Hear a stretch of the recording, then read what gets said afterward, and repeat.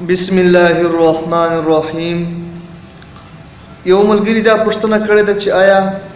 کله د انسان سترګه رپیږي نو هغه دا ګمان کوي چې ما څوک یادوي،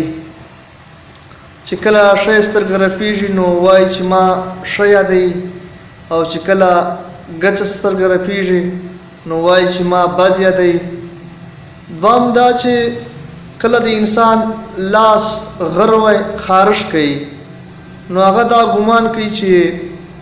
پیسې ما تر روان دي، چې کله شای ورغوي چې دا هغه خارش کوي،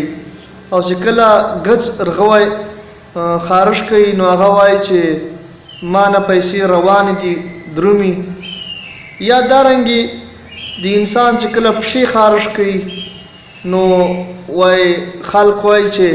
دا سفر طرف ته اشاره ده، زه به په سفر باندې چرې دروم چې کله یې پښې خارش کوي. نو دا ملګري دا پوښتنه کړې ده چې آیا واقعي دا خبرې صحیح دي که نه؟ نو اول دا چې دا ټولې خبرې چې دي دا شریعت چې دی هیڅ اصل نسته، دا اصل چا له ځانه جوړه کړې خبرې دي. سترګې رپېدل دا چې رګو چې څه کمزوري راشي نو هغې له وجې نه سترګې رپېږي. دارنګې وجود خارش کوي نو خارش چې دا عام سړي باندې خارش لګېږي، ویني چې څه مطلب دا بیماری راشي نو هغې له وجې نه خارش سړي باندې ولګېږي، پښې خارش کوي یا لاسونه خارش کوي. نو دا څه شرعي لحاظ سره دا هیڅ قسم داسې خبره نشته چې سړی ووایي چې واقعي داسې به کېږي. خو دا کومه خبرې چې مشهورې شوي دي بیا دا مشهورې ولې دي؟ نو دا داسې طریقه کار وسی چې کله اچانک داسې وسی چې بالفرض سترګه دې رپېږي او څه ټیم له بعده څوک راغلی او هغه درته وویله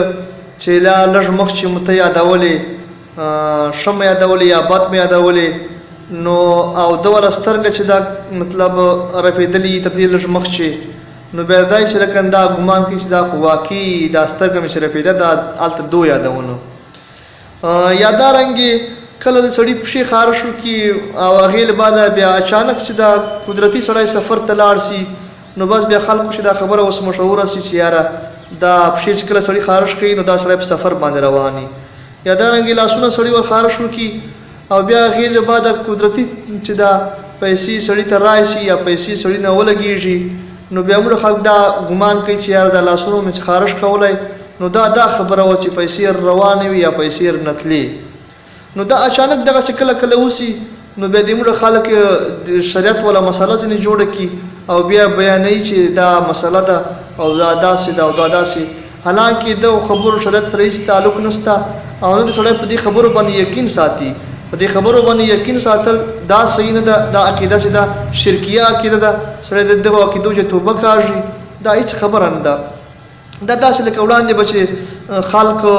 کله به یوه ورځ ته به ووایه، یوه ورځ به ته به وه، یوه ورځ به ته به نه وه، نو هغه به تر کیرړه والا چې کومه ونه ده د کیرړې والا هغې نه به وګرځېده او څه منتر به یې ویلی، څه مغز به یې ډډول، نو بیا به الله پاک ښه کړه نو بیا به دوی ویل چې دا کیرړ چې ده دا بختور شای ده او دا بزرګه ده او چې ده که نه د دې له وجې نه موږ ښه سو، حالانکې دا هسې مجلس ده. خو الله پاک چې دا فیصلې په نیتو باندې کوي، سړي چې قسم نیت وي نو هغې مطابق فیصله کوي. نو سړی د نیت روغ شوروي، د شریعت مطابق نیت دې شوروي او دغو لاسو ګروان یا سترګو رپېدن یا پښو ګروان دا له مجلسان سړی د په دومره وړو وړو خبرو باندې عمل نه کوي او نه دا شریعت مسلې ګڼي او نه شریعت چې دا دومره وړو وړو کیسو ته سوچ کوي. شریعت داسې شریعت ډېره صفا لار ده، ډېره واضحه لار ده او ډېره مطلب مکمله لار ده، د یو شي کمي نشته چې مطلب پښتانه داسې لګیایي چې هغه څه خبرې شریعت ته ورګډوي وایي چې شریعت چې کمای ده. نه شریعت الحمدلله شریعت مکمل شوی ده، هغه ته د داسې خبرو ضرورت نشته. نو سړی د کوشش کوي داسې خبرو نه ځان بچ کوي. اول سړی علماو نه مشوره اخلي، علماو ته دې وایي چې یار دا مسله شریعت مسله ده کنه دا عام پښتنو مسله ده نو عالمانو رهنمایي دي اصلي غیله بعد سړی خبرې کوي ځکه چې په دې وړو وړو خبرو باندې سړی کله ور مطلب ډیر ګناهګار شي کله داسې د کفر خطرې سړی کفر ته بدرومي نو ما امید ده چې ان شاء الله پوښي وي الله پاک دې ماته او تاسو د عمل توفیق نصیب فرمایي وما علينا الا البلاغ